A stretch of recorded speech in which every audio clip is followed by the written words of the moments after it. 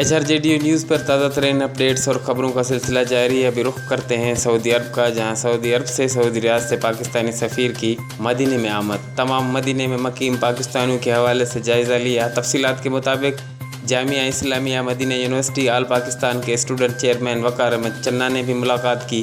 وقار احمد چنہ کی جانب سے مدینہ یونیورسٹی میں پڑھنے والے پاکستانی طلباء کے حوالے سے بھی آگاہ کیا گیا۔ مدینہ یونیورسٹی میں ہونے والے پروگرام کے حوالے سے بھی وقار احمد چنہ کی جانب سے پاکستانی سفیر کو آگاہی دی گئی۔ آل پاکستان طلباء کے چیئرمین وقار احمد چنہ کی جانب سے پاکستانی سفیر کے ساتھ آئے ہوئے مہمانوں کو سندھی اجرک کا تحفہ بھی پیش کیا اور یونیورسٹی میں ہونے والے تمام پروگرامز میں بھی آنے کا وعدہ کیا۔ HRJDU نیوز سے اب تک کے لیے بس اتنا ہی۔ مزید خبروں اور اپڈیٹس کے لیے دیکھتے رہیے HRJDU نیوز۔